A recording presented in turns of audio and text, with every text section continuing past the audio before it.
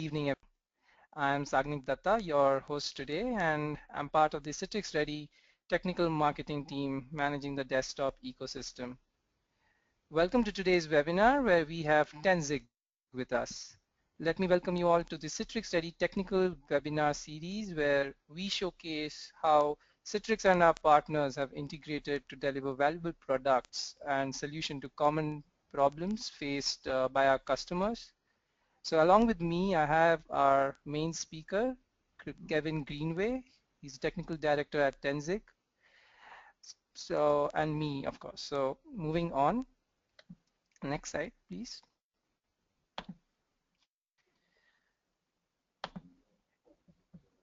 So to introduce you to Citrix Ready, Citrix Ready is an end-to-end technology partner program that showcases and recommends third-party products, solutions, and services that demonstrate compatibility with Citrix products. Customers can quickly and easily find out their solutions recommended by Citrix in the Citrix Ready Marketplace, hosted at citrix.com/ready. And if you're interested to learn more about the program, you can go to the partner program/Citrix Ready. Moving on.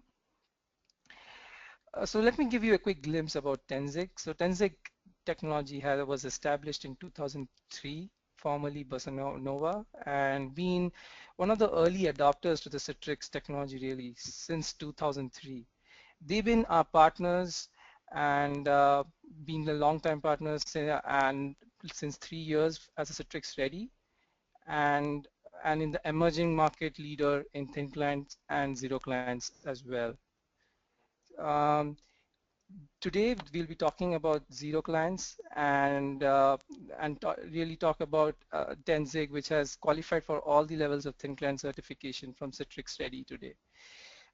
Without any further ado, I'll roll over the dice to Kevin. One housekeeping item to be kept in your mind.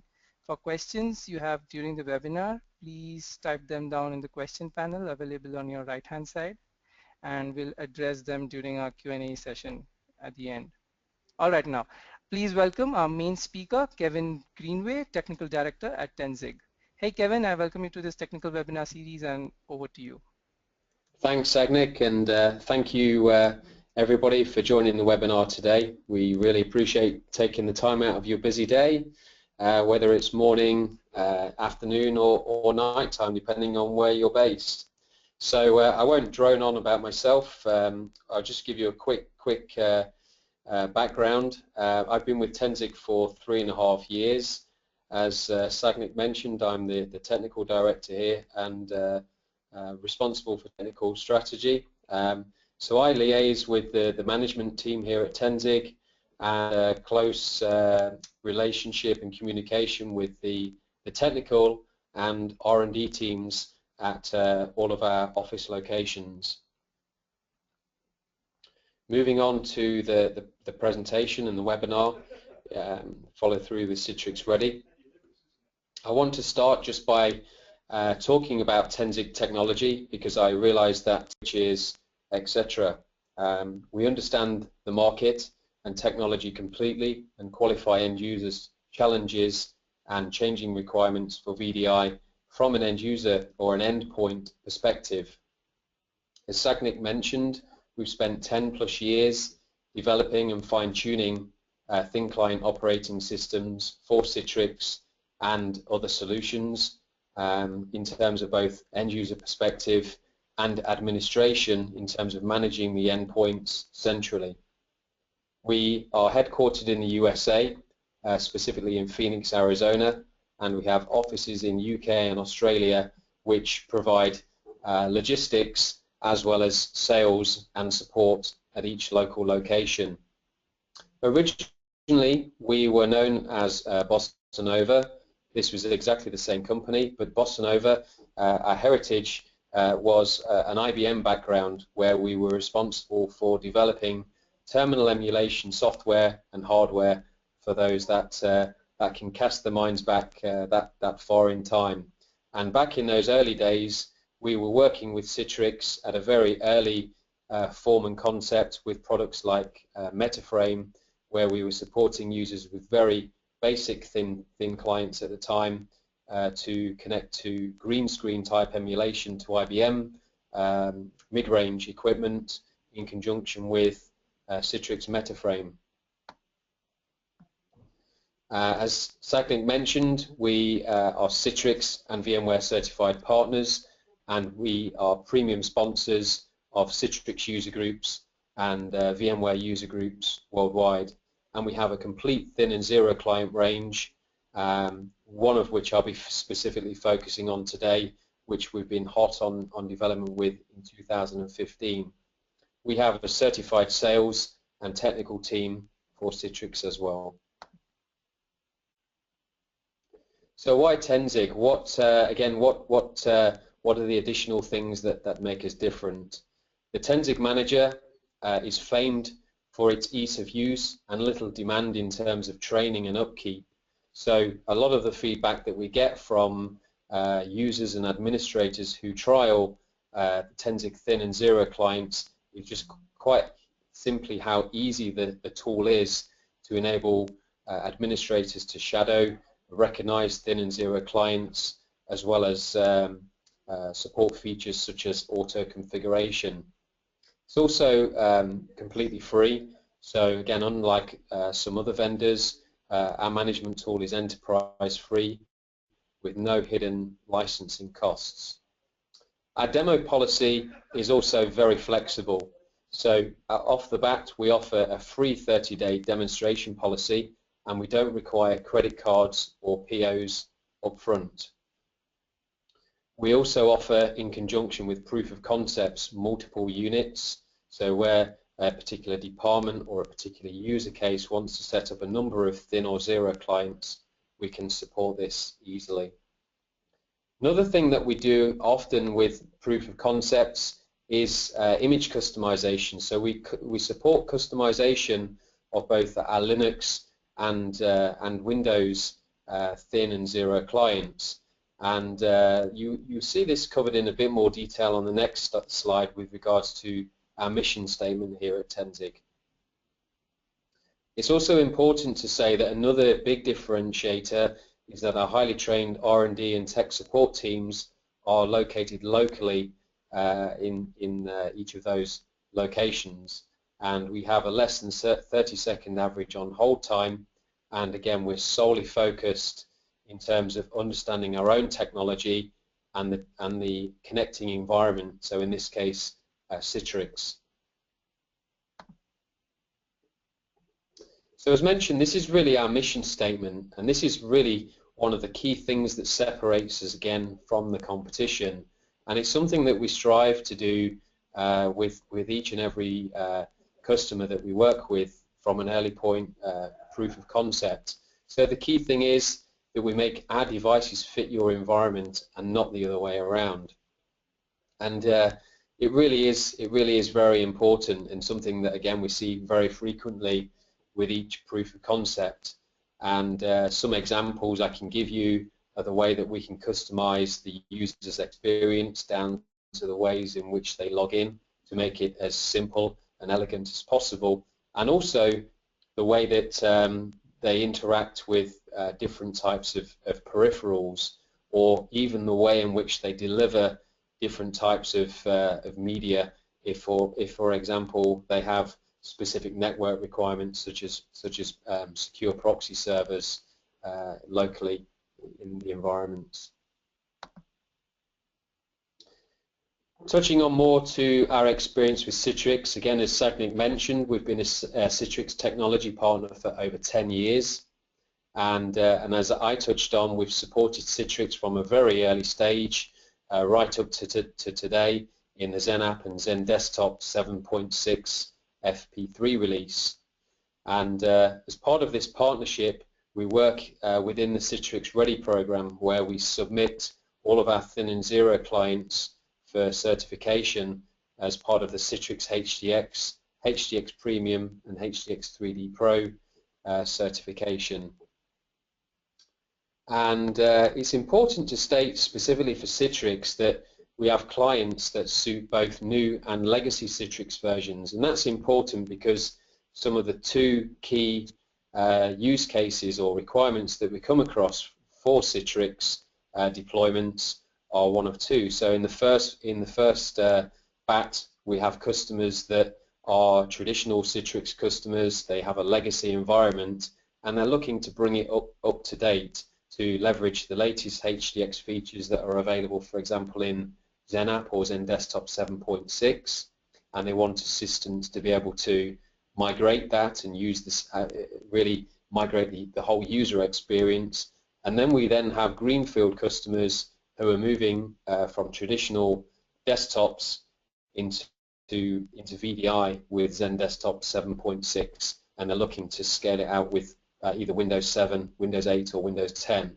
So again, we have clients that can suit both new and legacy Citrix versions to either provide new functionality for a new deployment, or the best of both worlds for a customer that's transitioning from old Citrix technology to the latest.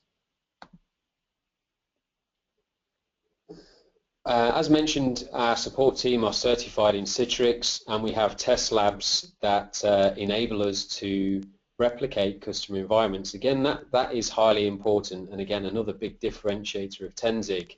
Quite often with proof of concepts, we come across customers who have specific challenges with potentially different types of peripherals, or they want to optimize certain type of multimedia in one form or another. So again, another advantage that we have is that we have these test labs available on hand, and we can replicate those environments easily and ably. We do have support for both Windows and Linux receiver, and our sales team and support team are here to be able to qualify whether Windows or Linux is suitable for those types of cases. And Tenzig does keep current with the latest Citrix trends, and just some brief examples I cover on here are our support for HDX Flash Redirection from a 0 client. We were first to support Citrix Linux Receiver 13, which was released in parallel with XenDesktop and XenApp 7, and also we were the first thin client vendor to offer availability and support for Windows Embedded 7 and Windows Embedded 8. I think this is quite an interesting slide, not just to describe the evolution of desktop computing, but it also harbours back to the roots of Tenzig or Bossa Nova as we once were known. And really, I just want to explain the relevance of this today. So, if we refer back to the days of mainframe and green screens, which used the centralized server computing model and operated via green screen and dumb terminals, and then there was obviously the big boom of the use of desktop computers or personal computers, which brought local processing power and local storage to users' fingertips. And then came the challenges of desktop computing, which really centered around the cost of buying desktop computers, but also, as importantly, managing those. So essentially moving away from that centralized model that we had in the mainframe and green screen days.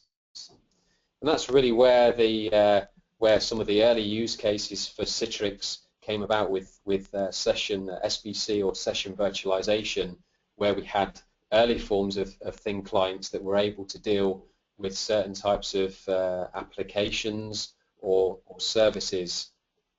But one of the main challenges, harboring back only as recently as probably 3 years ago with thin clients and SBC, was the inability to scale all the different types of scenarios.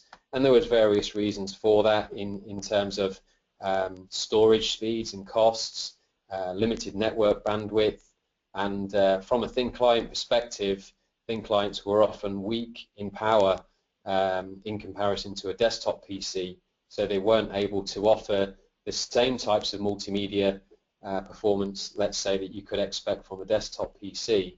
So there was always a sacrifice that you would have to make by going down the Citrix and thin client route.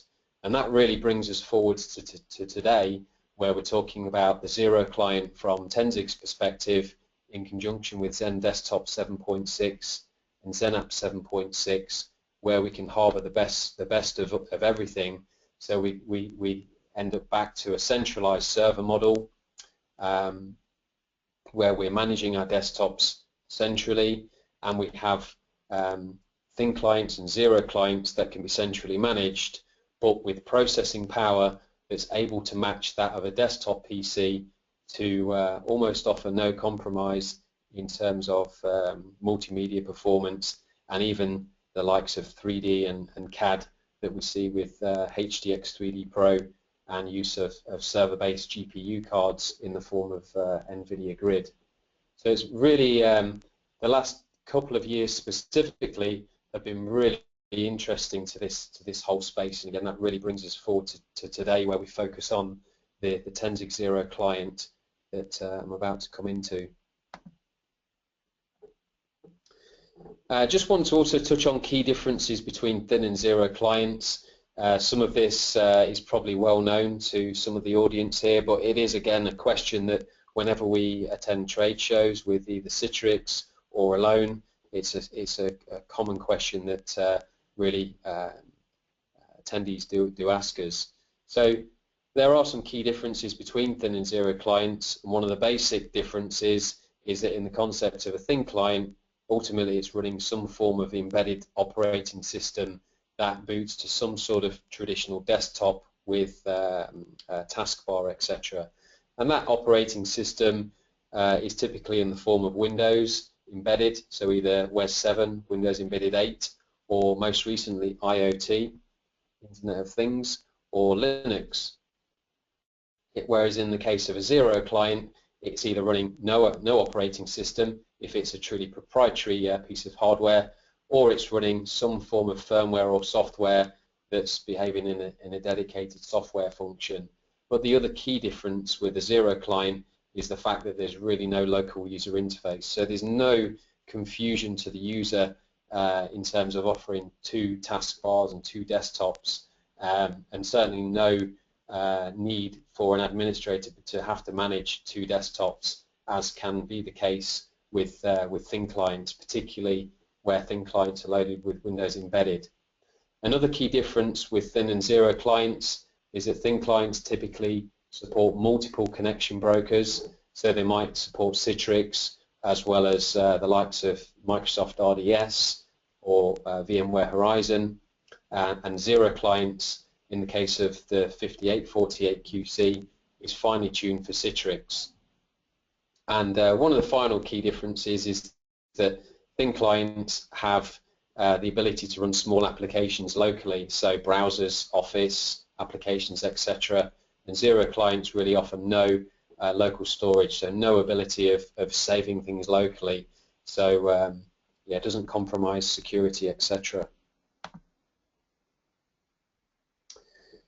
So why would you choose a zero client over a thin client? Well, that's something that again that we qualify from an early stage. So again, when we engage with end users, we try and understand what their requirements are and try and pitch them into either. And ultimately, a zero client is preferred where a customer has a specific use case for VDI and/or session virtualization, where they're publishing something like a full published desktop. And they want to really get the best of experience. So they want the fastest boot speed, the optimal user experience in terms of not confusing the user with local desktops as well as their virtual desktops, and also things like lowering the maintenance. So in terms of deployment and then the ongoing costs and headaches of maintaining those client devices. There's also mention of BYOD here as well.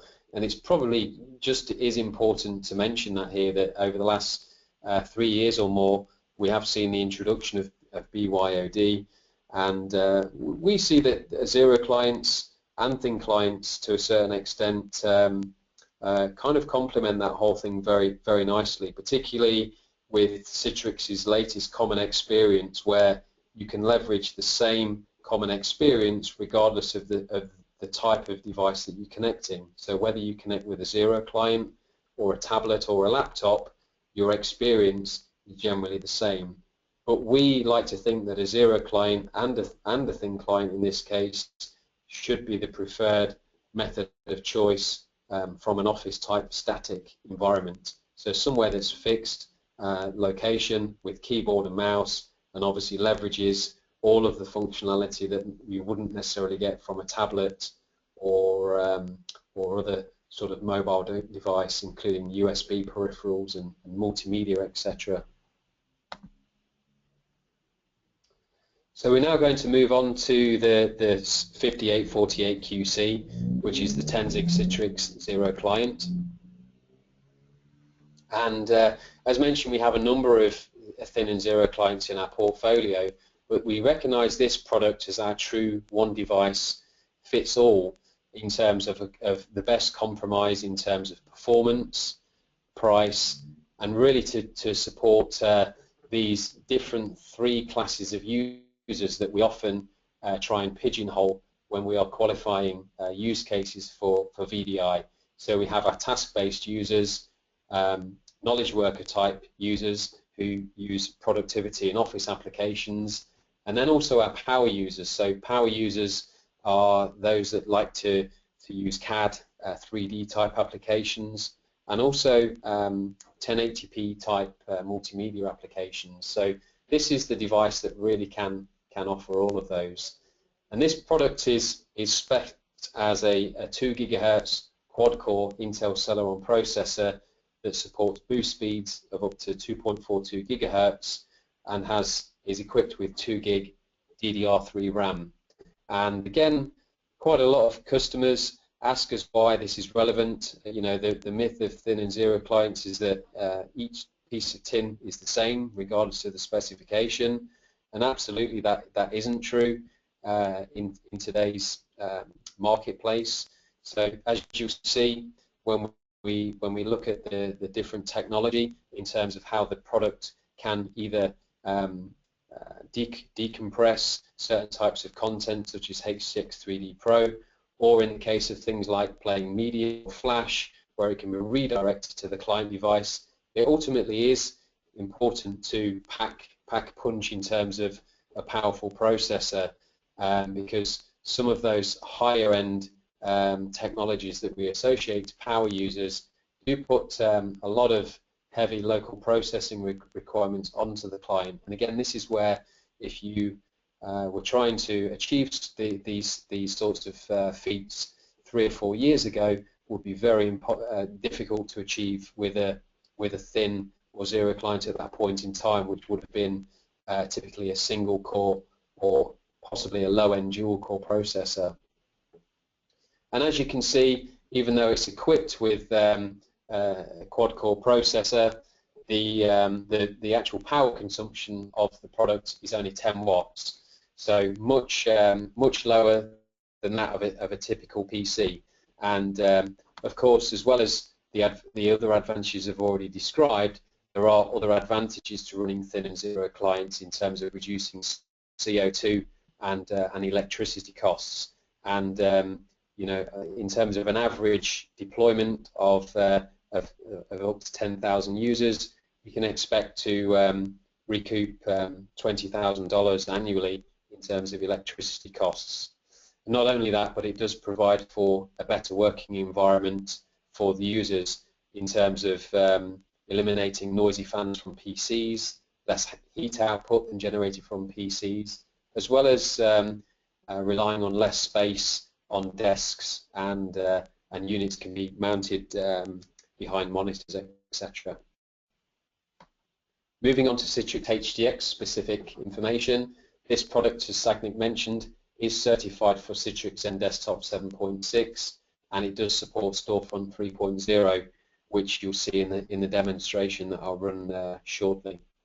And it does offer, as mentioned, full HDX Pro technology support, some of which I'll be demonstrating today, including the likes of HDX Flash Redirection, Media Stream, and 3D Pro.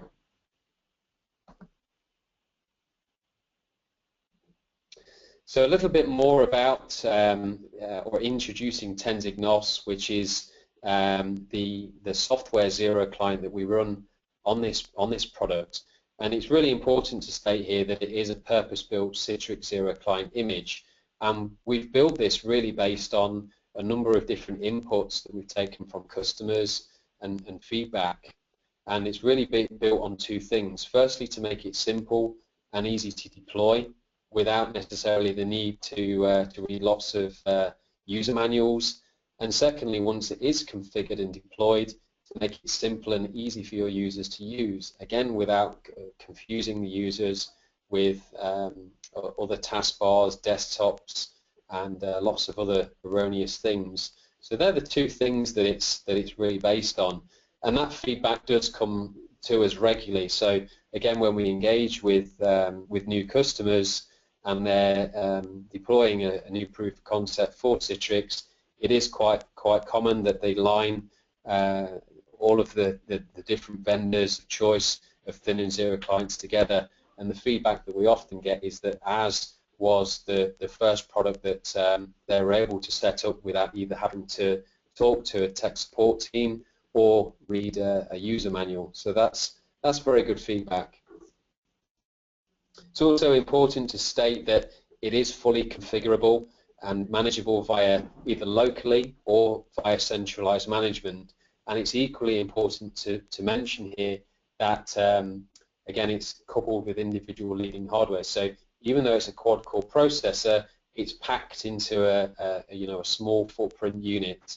So give you an example of the dimensions for those that work in imperial and metric. I've got both. So for height, it's 1.7 inches or 42 millimeters, and sorry,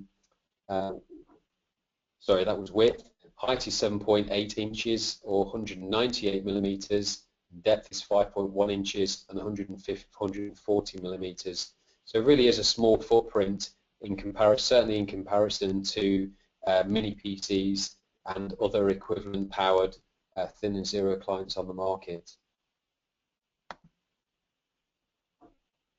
Just touching on some of the ports that are available on this product. So as you can see, we support dual DVI as standard. So it's 2 monitors out of the box without need for additional adapters. The dual DVI is actually 1 DVI-I and 1 DVI-D. So we have the ability to support either VGA or DVI monitor on the first input and DVI on the second. And we do supply a DVI to VGA converter with each unit. The product is also equipped with 7 USB ports. So there's 2 USB 3 and 5 USB 2. And as you can see, there's 2 USB 3 on the back, 2 USB 2 on the back as well. We have a further 2 USB 2 ports on the front of the product, and then the hidden 5th USB port is actually in a latch on the top, which makes it ideal to be used with things like Bluetooth keyboard and mouse receivers. There's also obviously Ethernet port on there, which is gigabit-based Ethernet, and there is on the front of the unit support for line out and mic in.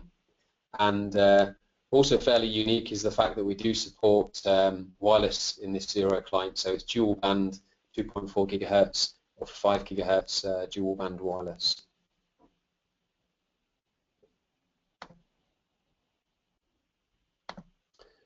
Just going to touch briefly on the configuration before I dip into giving a live demonstration. So as mentioned, we try to make the configuration as simple and straightforward as possible. So if you're configuring the unit locally, it's simple steps, and if you're configuring it via the manager, you can do it via the auto configuration or editing the configuration remotely in the management tool. How does the product connect to Citrix? The Zero client connects to Citrix either via HTTP or HTTPS, depending on which is preferred. So we support the likes of Storefront, again up to Storefront 3.0. We also support NetScaler and again web interface for those legacy customers that are potentially migrating away from those earlier versions of Citrix. There are some additional features that are supported in the configuration, such as automating the login, and automating a specific desktop or application to launch, as well as support for, as mentioned, proxy server connections to proxy things like Flash and the ICA protocol through the proxy. Also, automatic reconnection features, so where the units are connecting from satellite offices that have fairly unreliable connections, there are automatic reconnection features. And then moving into the terminal properties, we have the ability, as you'll see when I run through the demonstration, switching things like the display rotation. We also have the ability of adding printers and also certificates, of course, for connecting to HTTPS services.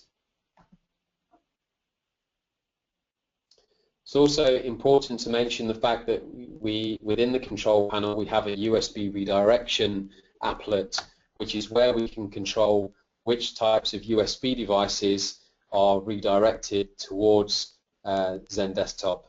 So we can do this at both a class and device level, as you can see. So we can specify, for example, all printers are included, and or smart cards, mass storage, etc. And really, again, what we're providing once the unit's configured is a seamless interface, and something that's simple and easy for the users to interact with without any local taskbar or address bar. And I guess let's put the proof in the pudding here by just showing you a unit essentially that's factory default. So I have the management tool here with one unit that's currently available to me, and I'm just going to start shadowing that unit, and hopefully the demo works as well now as it did in my practice run earlier. Not a classic demo. So as mentioned, it's important to state that we can do this either automatically through the manager or by locally interfacing with the unit. The user really takes the choice of how they do this. So the first step is specifying the country. So here we go, typical demo. Let me just go back there again. My mouse is playing up. Bring it back over to the screen. So I'm going to choose Great Britain. I'm also going to specify the time and date. It is again important to specify here that we do have the ability of specifying time via NTP, as I'll show you shortly. And then at the next stage, we then specify our Citrix server address. So again, either our NetScaler, storefront, or web interface.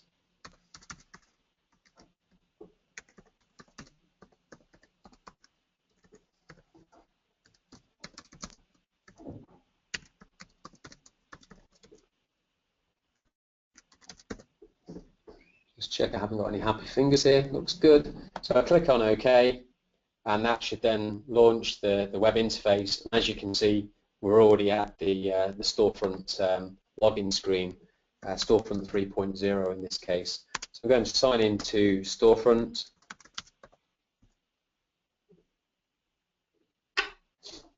And as you can see, it takes me through to the regular storefront 3 user interface, where I've got my favorites stored, as well as any desktops and apps that are available to me through storefront.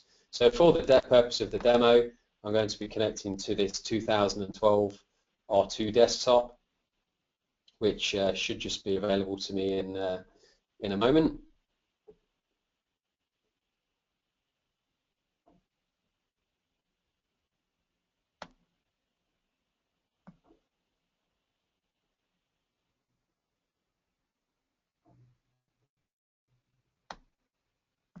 So that has signed us into the desktop, and I'm just going to disconnect and then take you briefly through the rest of the config.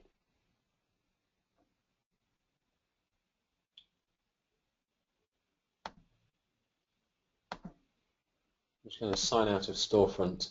Now again, bearing in mind that this is the default configuration, you see all the user here is presented with by default is this decorations bar.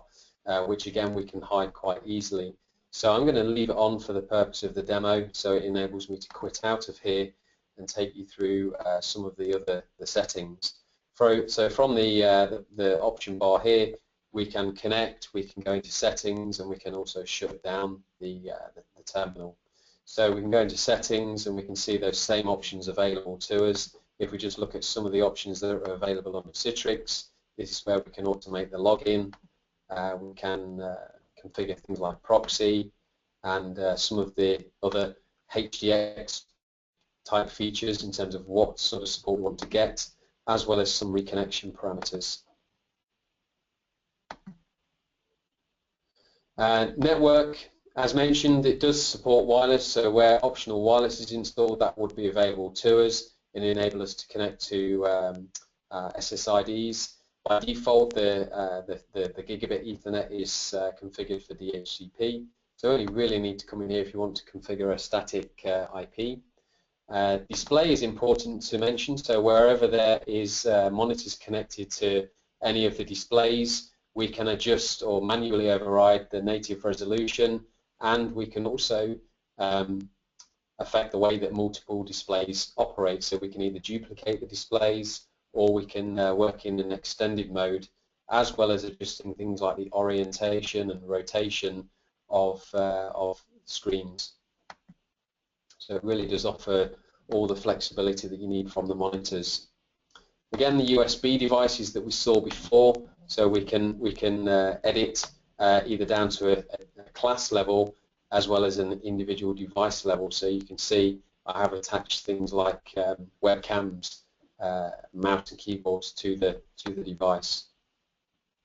Let's just briefly go into sound, and we can from here deal with different types of audio devices. So this is where we can specify whether we're sending in audio and mic from the analog inputs, or if we've connected, as in the case here, a USB web-based webcam that supports USB audio, we can also send that in. Just going to go into security settings, and from here I'm just going to turn on SSH because that's going to be useful when we get to the live demos, and from here we can lock down the control panel. So probably the only other thing to show you here is certificates.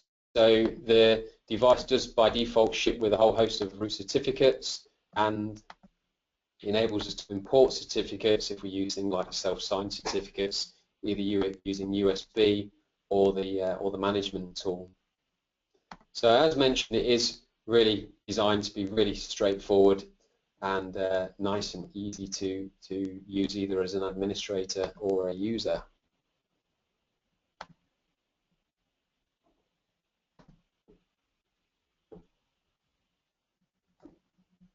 Okay, we're then going to draw onto the Tenzig Manager, which is mentioned is our enterprise free manager. And this is the same management tool that we can use to manage our Zero clients, Linux and Windows embedded thin client. We do include it with all of our thin and Zero client devices. And although today I'll be demonstrating the Windows-based console, we do also have support for an optional web-based console to be used with things like Internet Explorer, Chrome, etc. And we do also offer free training. Some key features which I'm going to drill down to in more detail with a quick demo in terms of things like discovery and auto configuration, etc. So starting off with the discovery, so the Tenzig Manager supports of varying amount of discovery features, and one of the most common preferred methods is DNS-based discovery, which is where essentially the Zero client boots and acquires its DHCP lease, and within that DHCP lease we expect to receive a DNS server address, and the client is then configured with a default SRV record which is added into the DNS server and enables the thin and Zero client to query that SRV record and ultimately pull back the A or host record of the PC running the Tenzig Manager server. That enables the Zero client then to send a direct message to the manager announcing itself in terms of a discovery message and a registration message, so that it appears in the manager console. and that is the preferred method, unlike some other management tools that does broadcast out frequently onto the network, which obviously can be quite taxing to networks. Another common useful feature is the automatic configuration. So everything that I've showed you so far can be automated through the management tool to build what we refer to as a template, and that enables centralized managed configuration. And again, it's important to mention that the settings are retained locally as well as via the manager. So the zero clients aren't dependent on the management tool being available and live to function. And that's done via group settings, as I'll show you shortly now, in fact.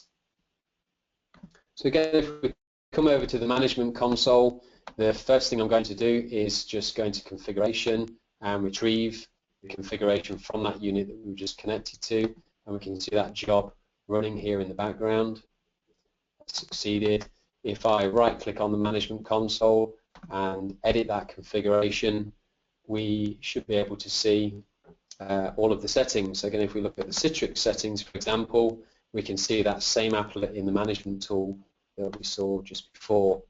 In terms of automating the configuration, we can do that through the concept of groups. So here we have a group called London, so I can create a new group here, and let's call it Milan with a description if we need to. And with the use of groups, we can either just create a group and then drag and drop the devices into those groups, like so. I'm going to do that right now. Or what's more common is that we filter the units into those groups automatically. And the most common method is filtering by IP range. So we can set up an automatic filter that filters via IP range. There's also then the option of enabling automatic client configuration, which I'll come back to in a moment. So that would then filter units into that group based on their IP range. As we can see, it's done. So it's now filtered 8 devices into that group. And if we go back to that same unit again, now that we've got the configuration, if we go to generate a template of that unit, we can, in fact that's one I did earlier, so let's do another one.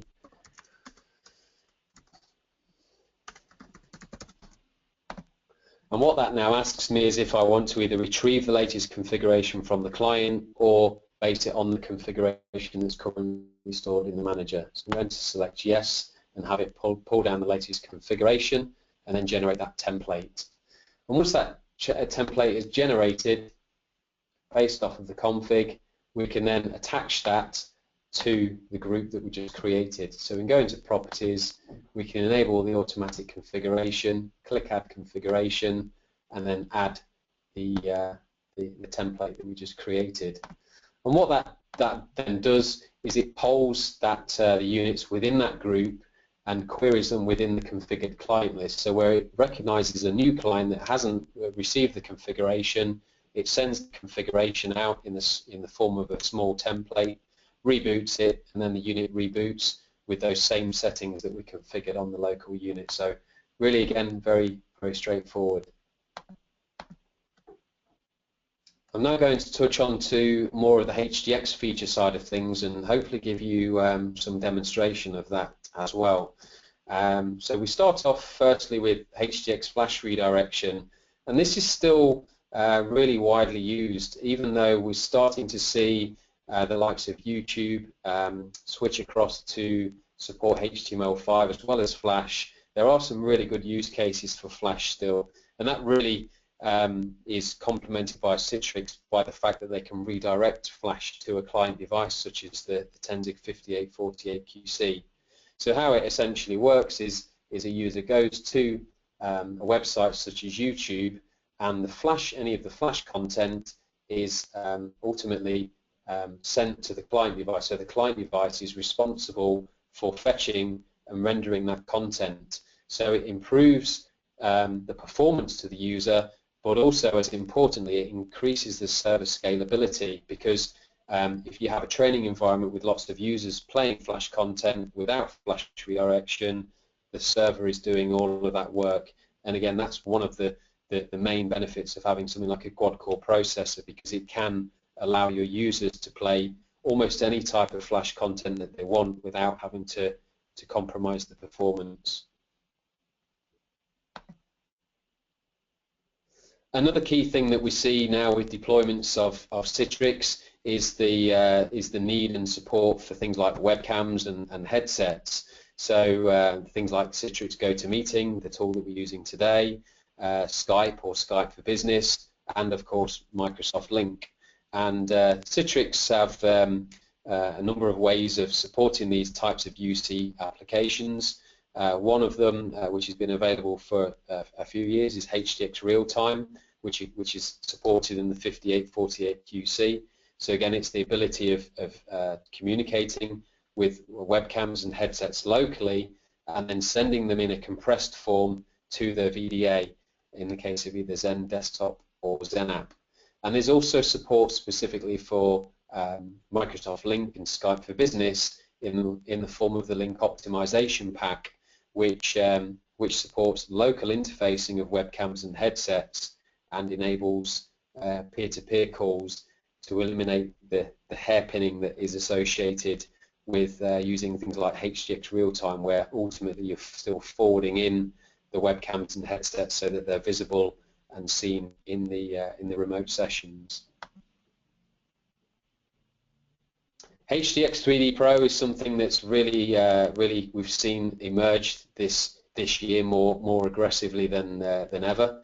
So HDX 3D Pro is the ability of supporting DirectX and OpenGL applications in the form of 3D and CAD applications in conjunction with server-grade graphics cards, NVIDIA Grid most commonly. So this is supported in Citrix receiver that is embedded in the 5848 QC, and we natively support H.264 deep compression codec v2. And again, this is another real good use case for the quad-core processor. The fact that this technology places a very high demand on the client to be able to decode this content as it's sent down the wire to the client device. Also HDX media stream, so very similar to the concept of Flash, where users are playing video content in the form of WMV, MP4, etc. This content can be redirected fully towards the client device, and again that quad-core processor can carve through anything in terms of full HD 1080p content. So as before, I'm just going to attempt a demonstration of some of this technology. I realise we're probably overrunning slightly here, so I'll try and rush through. So the first thing I'm just going to do as soon as I enable SSH is just try and establish connection to the Zero client.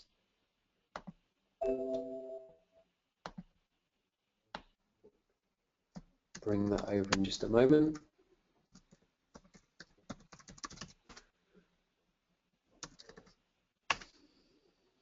So I'm connecting remotely to the Zero client, and I am basically interested in monitoring the CPU. So as you can see at the moment, all 4 cores on the Zero client are pretty much idle, with which you'd expect since we're not actually doing anything on here at the moment. But if I connect onto here and I authenticate back into Citrix, we'll start to look at some of these features. Now, it is important to mention the fact that although I am demonstrating things like media and Flash here, that the experience to you remotely is obviously going to be compromised by, firstly, the fact that I'm shadowing the unit via VNC, and then also then further compromised by using GoToMeeting. But hopefully by showing you the fact that this is offloading certain types of media, and with some of the other tools available to me, you hopefully should get the concept. And if you don't believe me, the best thing to do is test it for yourself by taking a demo unit. So the other thing I'm going to open up firstly on the VDA is the HDX monitor. for those that haven't seen the HDX monitor before, it's a really, really useful tool for looking at the whole HDX stack in terms of how things are behaving within Citrix. And if we start with graphics and ThinWire Advanced, we can see from here that the encoder being used between the receiver and the VDA is the deep compression V2 encoder. Also things like Flash are currently idle and inactive, as well as Windows Media and other types of HDX features. So just minimize that for a moment. And the other thing I'll just open is just normal Windows Performance Monitor. So I'm really only interested in CPU, so that hopefully you can see the fact that even though we're playing high definition type content, the processing of the Citrix VDA remains almost minimal because of the fact that the client is doing the grunt of the work. So the first thing I'm going to attempt to do is open the browser here, and let's go across to YouTube. YouTube is always the go-to for anybody who is setting up a Citrix proof of concept and try and bring it down to grind it to its knees with the most rich form of Flash content that they can find. And I guess the best one that we can probably think of right now is the Star Wars trailer. So if we go ahead and start playing that Star Wars trailer, again, the performance to you remotely is going to be very poor because of the VNC GoToMeeting side of things. But as we'll see, if we put it into 1080p with full screen and take a look over the unit, you'll see the fact that the Flash container process is running locally here, and you'll see the CPU count here on the client is not overly busy where it's struggling to keep up, but certainly it's being put through its paces in terms of displaying that content. If I then minimize that and minimize the browser for a moment and just look at HDX monitor, you'll see that Flash is active and active. So we have the virtual channel running Flash as well as Flash Redirection active. And likewise, if we look at performance monitor, you'll see that the CPU isn't greatly affected by the fact that we're running that Flash content. And specifically, if we look at iExplorer, we should see, wherever it is,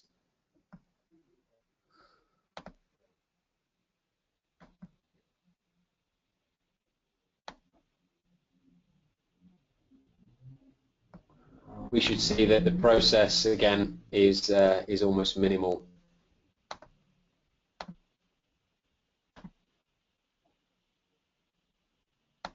So that's Flash. If we fire up something like a media application,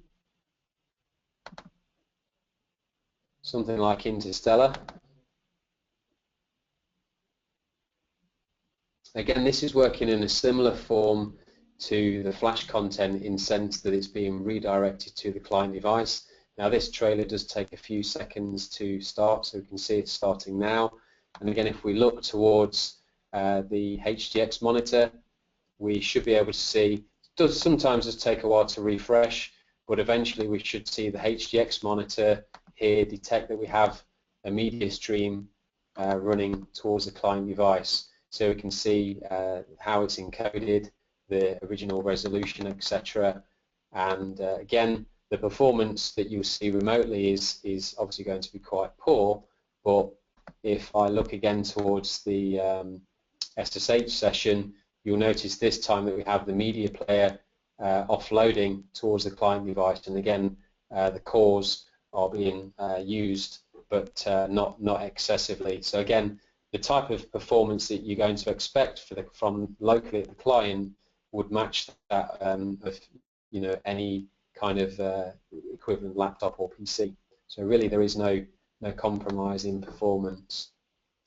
And again, the same sort of concept applies to HDX 3D Pro applications. So again, I guess due to the fact that we're starting to run short on time, we should probably proceed on to get to a point where we can cover some questions.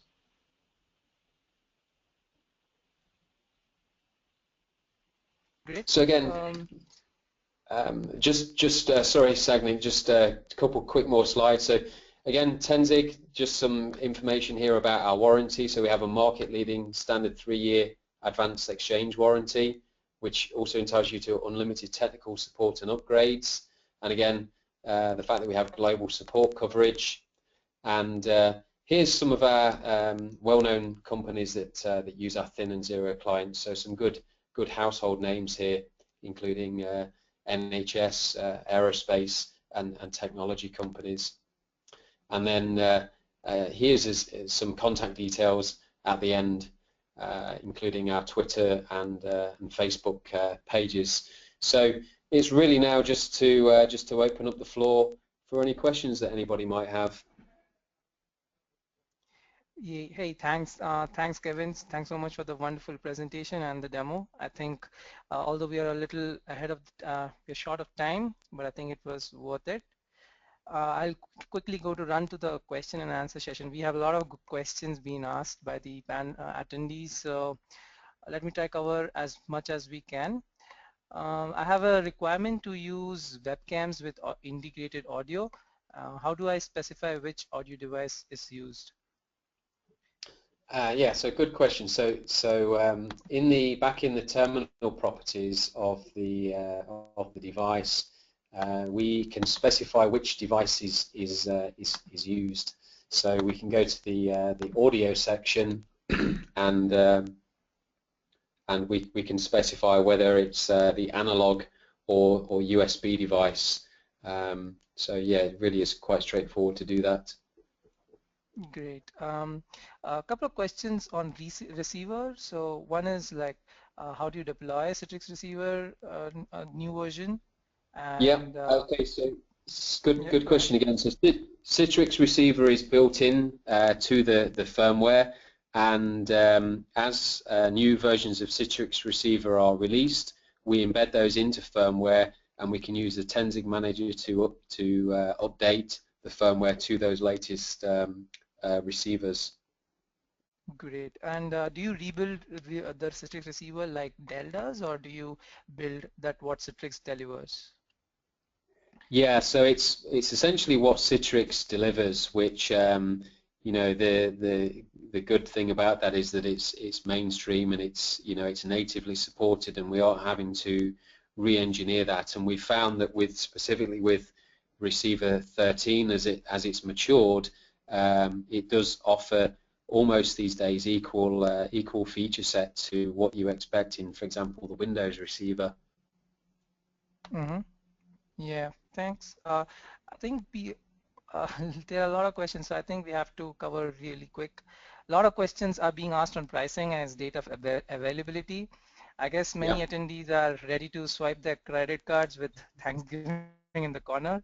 Yeah. So can you just share information of where you can Yeah, get of a demo course. unit? So availability is right now. We released this product earlier in the year, so we can ship out demo devices immediately. In respect to pricing, obviously that is sensitive to where you are. So I think as far as pricing is concerned, our sales team can be contacted to talk about pricing, etc. And again, if I just bring up the contact details here at the end, there's it's easy to make contact with us in terms of obtaining that pricing either by email or phone, and/or the Twitter and Facebook pages. Brilliant. Meanwhile, and also about Flash, so why would I choose to connect to YouTube via Flash instead of HTML5? Yeah, so yeah, that is a good question. So yes, you can ultimately connect to YouTube via Flash and HTML5, and the user experience is probably almost the same. But the benefit really of Flash specifically at this point in time with Citrix is the fact that it is completely offloaded to the client device, whereas through HTML5 it is still ultimately rendered on the server and encoded firstly by the VDA, and then decoded on the client device using the deep compression encoder. So generally the user experience is slightly greater with Flash, and also the scalability is extended because of the fact that everything is offloaded to the client. But it's really, again, it's down to the use case, I guess, more than anything. If there's enough processing power on the server to do it all server side, then for sure HTML5 can be used. Excellent. And a related question, this is on Flash redirection. How do you match the client and server Flash version on the Zero client? So on the Zero client, we have the ability of, I didn't demonstrate it because of time, but we have the ability of deploying Flash through the same browser that we saw to connect to Citrix. So where a new version of Flash Player is released by Adobe, the customer essentially installs that in the browser, and then the concept of generating the template that we saw will then carry that Flash Player onto the other units in the same way as the other Citrix related configuration parameters. Okay, great. Folks are concerned about security, so could you cover whether this is secure from virus and keyloggers? Yeah, it is far more secure than the Windows counterparts. It obviously isn't vulnerable in the same ways as Windows Embedded. We ultimately this is running a form of Linux, and we do have the ability of updating this. So although Linux is far less prone to keyloggers and viruses, we do from time to time update the firmware to address any vulnerabilities that might apply. So there was the famous one last year with OpenSSL, but ultimately this product is secure because of the fact that, again, we're never compromising local user data. All we housing on here is really the configuration partition, and the unit is ultimately secured and locked down in the form of locking down the unit with a password which is encrypted in the firmware. So there's certainly no need to install antivirus on the units.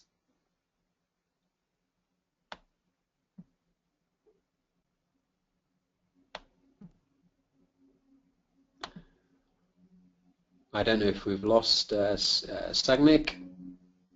Just see if there's any other questions here. So we have some jokes about MSRP. Again, MSRP I think is best to leave to the individual sales teams. I'm just having a look what else we have. Oh, Are I you guess back, I lost Sagnik? the connect. Yeah, I guess I lost connectivity. Yeah, Sorry.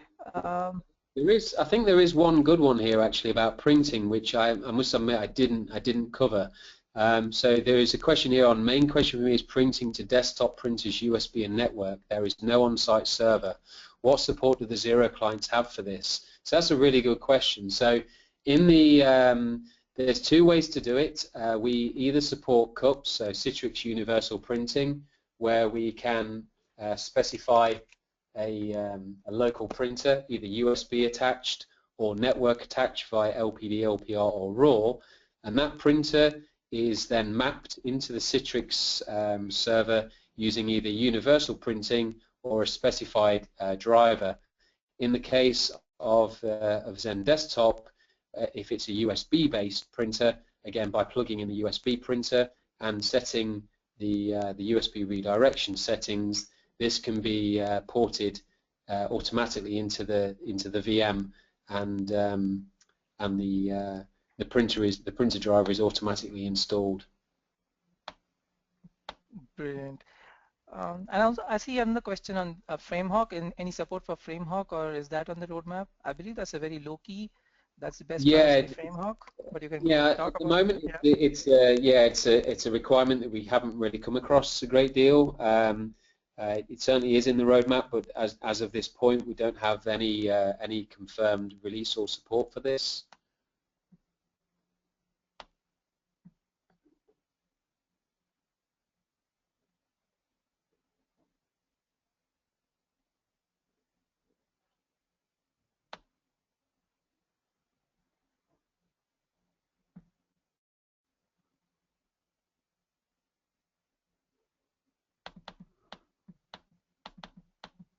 We also have a question here on Okay, an issue, I guess I'm getting. slow running speeds over the internet from one office to a head office running a zero client. So we bought one of your thin clients and solved this. Do the zero clients work okay from remote offices? Yes, they're based, again, because they're based on the same native receiver, they do work in the same way as the thin clients. And additionally, a feature that is supported now in receiver 13 is session reliability. So to connect from an environment such as that, we could consider turning on session reliability, which might help with those sorts of environments. Okay, I think this is good for now. There are a lot more questions, but I'll be unable to take them due to the time bound that we have, and we have already crossed it. We'll Yep. definitely get back to you privately and answering all your questions without fail. And I see many attendees has asked about the slides and the recording of this webinar. To answer that, yes, we will share that recording with all the attendees within a day or two to your registered email ID. With that said, we are about to end today's webinar. I want to take a moment again and thank our speaker, Kevin from Tenzig, for making this fantastic presentation and demo and sharing his great insights with us. And last but not the least, I want to thank each one of you for attending this webinar and asking good questions. And that concludes our Citrix Ready Technical Webinar series for today. Thank you, Goodbye. everybody. Thank Bye. you. Bye.